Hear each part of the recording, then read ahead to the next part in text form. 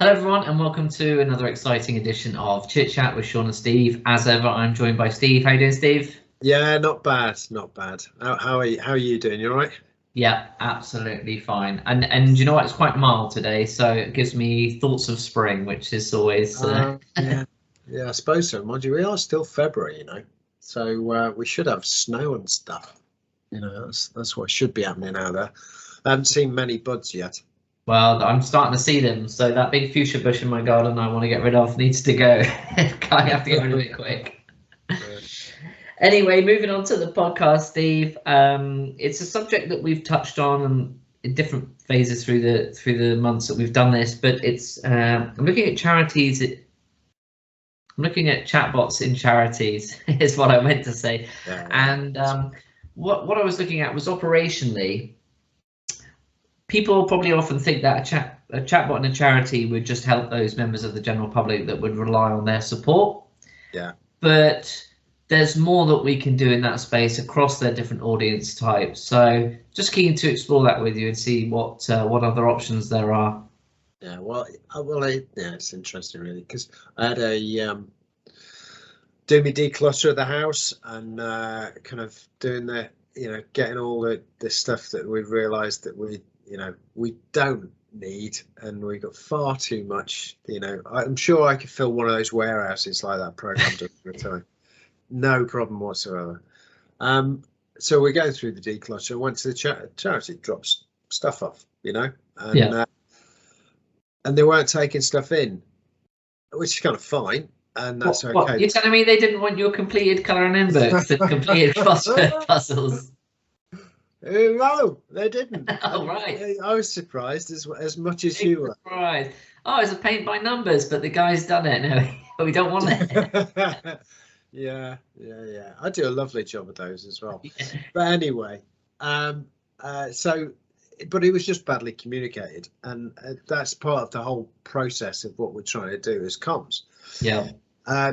So even though I am a member of the public, I'm a kind of a donator. I'm not somebody that's going to use their service, but I am a donator, to help them out and give them some stuff that they can sell for funds and whatever it is, Yeah. So, I was typically thinking, oh, well, that's a shame. That's a missed opportunity. I could have just jumped on, said, are you taking stuff? And I would have found out very quickly. There wasn't anything on their website. There wasn't anything local to me to say anything of those things. I was just finding when they were open. And they were open, so you kind of go, well, you could have added a little bit more information. And it's a kind of a classic comms fail when you feel that that could have been done better. It's not a great experience I've had with the charity, and it makes you then think twice about maybe donating. Whereas I could have signed up for alerts or something, Yeah. So, okay, when are you next taking in donations again? And then that would ping me to prompt me and probably find some other rubbish that I need to get rid of. No, some other colouring books that I'd done, and I could have done that, but it's perfect use of an automated comms, which obviously we provide in chatbots and voice bots and things like that. It could have just told me that they weren't taking donations. Yeah, so as an engaged donator, you could get a direct message to your phone saying, hey, Steve, we're looking for books at the moment, or we're looking for men's jackets or whatever. And you could have gone, I've got some of that stuff. Yeah. And that's a bit more powerful than just sticking a post out there on Facebook and hoping that you as someone engaged with that charity sees it. Yeah, absolutely. Yeah, it's very much personal to you then as well. Because you could, if you give them a little bit about you, you could have a very personal post going out. So you say, to men's jackets, have you got any? Because they'd know, maybe we'd ask you, what gender are you or something. So that's a great way for a chatbot to engage with donors and help with donor acquisition. But what about from a HR perspective? You've got lots of volunteers that often work for charities as well. So there's another audience type. Yeah, and that's a big audience as well. And we're working with happily with Age UK partners at the moment, across the UK, and now happily with Age Cymru, which is great news for us.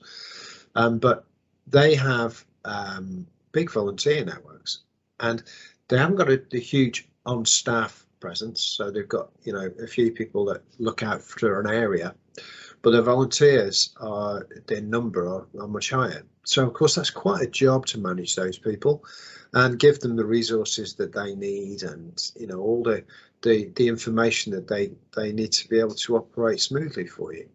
And that's something that the chatbot can do. We put private information on there so that they get, you know, their packs or links to get their media stuff, or, you know, just, we're running these events, do you want to take part in these events? Alerts out to say, hi, we need people, you know, to these volunteers, you know. So those are all the kind of automations that mean that a person hasn't got to go and try and do a ring around to get some people in, or they haven't got to even craft an email. They can just go, yeah, push that out, bot push it out. And I think the thing is, those people that are volunteering, because they've not had the same level of training as a full-time permanent member of staff, yeah, they probably are more likely to have those little questions around, how do I claim expenses? I can't make it today. I need to take a sick day. Have you got any more shifts? All those things could easily be communicated and handled through the bot. That's what we're saying. Absolutely. And that's a big job, like say, just to even manage 100, sometimes 200 odd people. Yeah, it's a lot, you know. There's not just a lot of bodies there, and that's, you know, people want to do it, and they'll ask, they'll come back in off a shout out and go, okay, that's great, how do I get involved? And the chatbot can answer all these questions about a particular event type or something like that, and just give them all the info, and then they can go, yeah, I'll be there. Yeah, fills up a sheet to say, we've got these people, and you've got like a whole Excel spreadsheet of saying, well, we've got these 20 people that are going to arrive today. You just register your interest through the bot, submit your details, and yeah, like I say, that spits out a spreadsheet that says, right, we've got 20 people interested in going, and these are the hours that they're willing to commit. These are their contact details and stuff like that. You could probably preempt health and safety attendance sheet or anything else, you know, stuff that you might need for attending a particular event or something, you know, because you have had some responsibility to those people. Okay. So yeah, really important part, you know, and a huge part of helping take some of the pressure off the people that are in the business or the organisation, because, you know, we're passionate about this stuff, aren't we? You know, we want the charities, and everybody wants this, the charity's money to go to the service that the charity is providing, no matter what charity they are. You know, we don't want it wasted, our money that we've donated to this charity wasted on an administrative process that could be better. You know, that's the kind of thing that you kind of go, if you're being innovative, surely that's a good public message as well, you know, to say, you know, we're being smart. And a lot of these charities are quite interwoven as well, aren't they? Yeah. So it's another audience type there, essentially, from a not even just a referral perspective. Yeah, well, the thing is, every charity's got their own partners and a network of people they work with, you know, because they're usually quite finite, and you know, they'll do a very specific job, you know. So whether it's helping people with Alzheimer's, or in our case with the Age UK partners, helping elderly people and support their independent living, and, you know, and befriending and all those types of services that they offer. They have those services, but of course, they get a big medical and social care professional network that would refer into them to make sure that you know, Bob can get some help, and he can be at home, and he can look after himself and have a good quality of life in later life. But also, there's lots of queries around services they don't offer, you know, so stuff like, you know, do you do gardening and things like that? Well, you know, Age UK is unlikely to do gardening, but they're probably going to have some recommendations, and it's not something that we'd have on a website, because you get lost in the content. You'd never have a website with all the services that you don't actually offer, because and no one would ever find it anyway, would they? So that is the sort of advice, isn't it, that would typically be reserved to someone ringing up and going, oh, do you do any gardening? Because you wouldn't just say no, we don't, and hang up the phone, would you? That's just not how you would deal with that audience. You would obviously have that question come up fairly regularly. You'd have some trusted partners that you work with in that space. Oh, these guys offer like charitable gardening service or whatever it might be. Oh, can you send me the link? Yeah. What's your email address? I'll send it over. Or obviously, if that person's emailed in, say, hey, my mum's looking for some gardeners. Again, you'd make your recommendation. But you still have to deal with that, even though, and you still want to deal with that, even though that's not a service you offer, because you're trying to be helpful and resourceful for people. But actually, a chatbot would be an ideal place to take in those inquiries and include, obviously, the information around those bits of advice that you'd only offer over the phone. If it's just a one-off piece, or it's that little bit of content that you're getting asked, then you can just drop a quick story in, very easily answered, and it's just there when somebody asks for it. It's not front and center, but if somebody just types in, I need help with gardening, can you recommend a gardener, any of those terms, just goes, yeah, here we go, these are people we work with. Yeah, it's not a service we offer, but this is but it doesn't get in the way of anything, because the chatbot's just got it there tickling away in the background until you want it.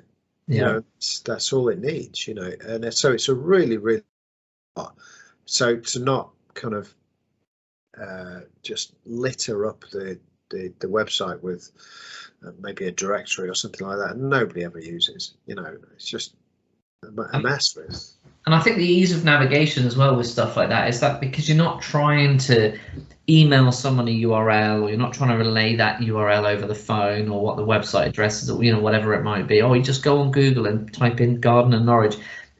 Some people might even struggle with that, let's say. So if you've got just click here and you'll land on the Salvation Army website, or whatever the services that you're sending them to, you can do those external signpostings through the chatbot. So it's a really easy medium for people to just work through. And the thing is, there's other parts there as well, because of course, if you are being asked for gardening a lot, you might then, as a charity, decide that actually is a service we should be offering, because everybody seems to be asking us for it. And you just go, well, this is a good extended service. We might get funding for offering this extra service, so it expands the reach of our overall service, and it provides a better outcome for everybody involved. Maybe a revenue stream, as well as it being a good service to offer as well. So all those things are really important to consider. So what's the underlying benefit, are we saying, of the charity then, other than obviously not having to deal with these inquiries? What does that enable them to do? Well, I think really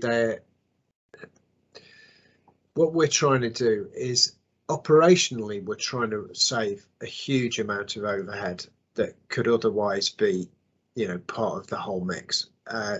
It's trying to automate as much of that operation as possible by smoothing out the comms and just being smarter with comms. That's what we're trying to do. We're trying to be as smart as we can with the comms, and I think that's really where we feel a charity should be. So I think probably the motto that we lean on is automation where possible, human where it counts. And that's the thing, isn't it? That what we're saying is, it doesn't mean we're saying strip away all your staff and just have robots everywhere. It's enabling you to redeploy your resources in a more either meaningful way in terms of the services that you offer, but also to perhaps chase other goals and objectives that you have as an organization, whether that's you want more people on the telephone befriending because that's a really important service, or you want to be able to host more events, but you always didn't have the capacity, staff members, to do it because they were busy answering questions about double glazing windows, which is not even something you do. So that's where we're trying to say that this is the you're not just only about providing a better service to your audience. It's about the things that you can do in the background to drive yourselves forward. Yeah, very much so. I think that's very much where it sits. And there's an intelligence in the whole process as well. Like I mentioned, if this gardening services and things is something you've been asked for a lot, you've got some definitive business information from their process as well, and who's looking for what and how they're looking for it and how they're trying to engage with you on it, you know. And it's really important, even from the volunteer stuff. You know, volunteers might be asking you particular questions. You go, oh right, oh, we forgot all about that. That's something we're always getting asked, you know. And you can then bolster that whole process with that as well. So, you know, that's all available inside the analytics of the bot. So it's good to know that and be a bit smarter about how you operate.